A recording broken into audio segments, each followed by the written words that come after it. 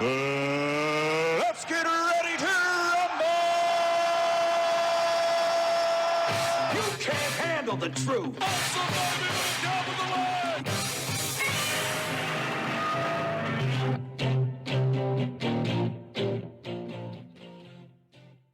There is a reason in athletics that certain teams win and certain teams don't. And it's not just about going out and getting the right athletes and spending a lot of money for super talent. If those athletes don't get along with each other, if that super talent isn't well coached and trained and developed, they aren't going to go anywhere. And that even goes all the way down to kid sports.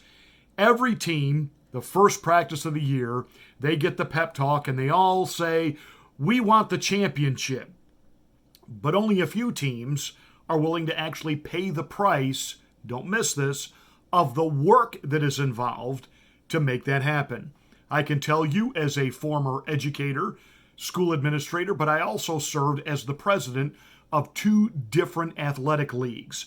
I have coached varsity sports, high school basketball, high school baseball, and I've even had the privilege of coaching a couple of championship teams that won state titles in basketball. So, if Republicans want to win and keep winning, they got to not just put the work in, they got to figure out how they got there and then be relentless in doing what they need to do to stay there.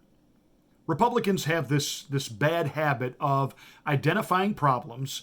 They finally come up with the guy that can carry the message and get everybody rallied to fix the problem. They did it with Reagan.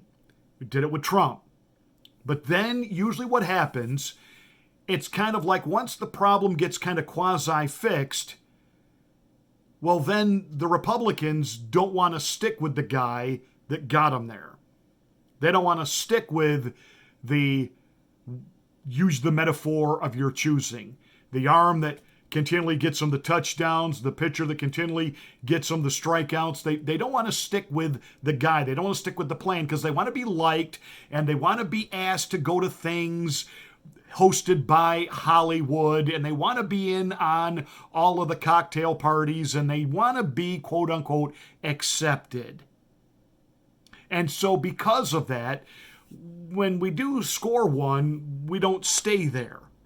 And here's a lesson conservatives need to learn from liberals: never give up. Never give up. You know, it was just a couple of summers ago that bathrooms were having the nameplates taken off the door. In fact, I think it was right at the very end of the Obama administration. You know, bathrooms were having gender identity taken off the doors. Target department stores was no longer going to enforce men's room or women's rooms, that any sex could use either restroom. And there was a hue and cry from across the country. And after a few bad things happen, go figure. Really, Captain Obvious? You thought a 45-year-old man going into a bathroom with some preteen girls was going to be a good idea, that wouldn't somehow lead to a problem? But it wasn't like when there was the aha moment and Donald Trump and the conservatives began to reassign bathrooms by gender again and even forcing schools to do so. It wasn't like the liberals said, well, we learned our lesson, and they picked up their toys and went home. No, nay. They just keep bringing things back around. And so many times the things that they do, it sounds so abhorrently abnormal, even to people within their own political party and persuasion, that it gets laughed at until eventually, because they keep bringing it around and bringing it around and bringing it around, it becomes the norm, the mainstream way of thinking. Even most Democrats and liberals laugh at the whole idea of so-called gender fluidity. You can be a guy today, a girl tomorrow, a pan something the next day, that you can dye your hair fruity tooty colors and you can espouse all type of feminism but declare that I'm still a man, I'm still a boy, or you can be a girl that talks like this and declare I'm a guy, I'm a woman. And even within their own political persuasion, people just laugh at that and go, that's ludicrous. Until one day we wake up and it's completely accepted as the norm. Oregon is now placing feminine products, tampons, in all public restrooms, including school campuses, meaning high schools, junior high schools, elementary schools. They're placing these feminine products now in boys' bathrooms because, why, it isn't just women who can give birth. When Gavin Newsom said that only a woman can get pregnant, therefore only a woman should decide about abortion, he got a backlash from his own party, from his own supporters. It's more than just women who can get pregnant. No, actually, we all understand that biologically, logically, and in total sanity, only a female can get pregnant. But in this new reality that we live in, you can be a birthing human. And Facebook will even give you a birthing human emoji to use, which is a pregnant man.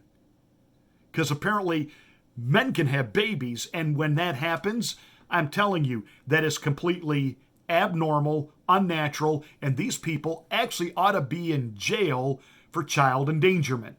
Our family. Oh, I put it over here. The baby has been able to latch, but I've not been able to produce any milk. It's okay, because we're going to supplement the feeding with formula so that my baby's still getting the nutrients that they need, but I'm still feeling hopeful. I don't care how many hormone shots this dude takes. I don't care how many operations it has. That baby is not getting actual mother's milk from a dude. He's getting man sweat in his mouth, period. And I'm not in any way going to legitimize or make this type of behavior normal, because it's not.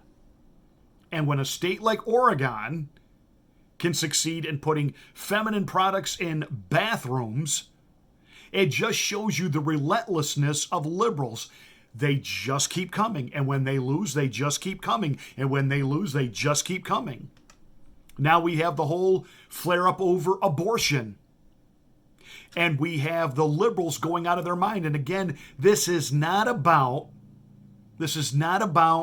Roe versus Wade being overturned. Because again, I will explain it for the umpteenth time. Even if the Supreme Court upends Roe versus Wade, abortions will continue in this country. Because every state has legislation in place regulating abortion. Some are more wide open than others. Some are very closed. States like Ohio, after 8 weeks, once a heartbeat is detected, there can't be an abortion. New York, California, apparently you can abort the baby even after it has been birthed out of the womb and the mother just simply decides she doesn't want it. I mean, that's how vast, varied, far-reaching, and abhorrent some of the abortion laws are in this country. But the point is, every state, including red states, have abortion. So overturning Roe versus Wade doesn't end any of that.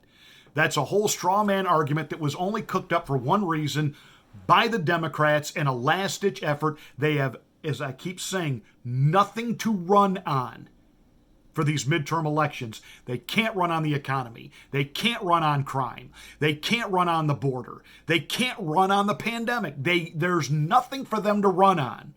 So now they've got to gin this up to make women across the country angry and get the libloons out of the woodwork to finally get engaged and get excited this election season to vote for more senators that will enshrine the right for abortion. That's what this is. But there is one little theory they're espousing, that it was a conservative clerk who leaked it, and it backfired on them. They were leaking it because they didn't want any of the conservative justices to actually vote against this, but to vote for Roe versus Wade, and they wanted all the conservatives out there to know that this is about to happen, but a couple of justices might be waffling, and it blew up on them. That did not happen. A libloon has done this, or a rhino, which is nothing more than a Republican dressed in Democratic drag, and it was done on purpose at the direction of the Biden administration, and it might have even been Chief Justice Roberts himself, and yes, there I said it, fearing and worrying that this might actually happening, sending this signal to the liberals, hey, get worked up or you're going to lose everything in this next election cycle. But you even have these deviants in the media saying things like this. I would like to find out who the leaker is so I could make sweet love to that person, because that person is a hero to me. Okay? And if the leaker, a lot of people are saying it could be a conservative. If the leaker is a Republican, and if I get pregnant during our lovemaking, I will joyfully abort our fetus and let them know. Wow, really? You would go ahead and, quote, have sex even with a conservative leaker for getting the truth out there? And then if you conceive a baby, you will happily abort it because don't want it to have a conservative father? Really? Really? Really? See what I mean? Liberals don't quit. It's an infection which is far more virally contagious than the pandemic we just came through.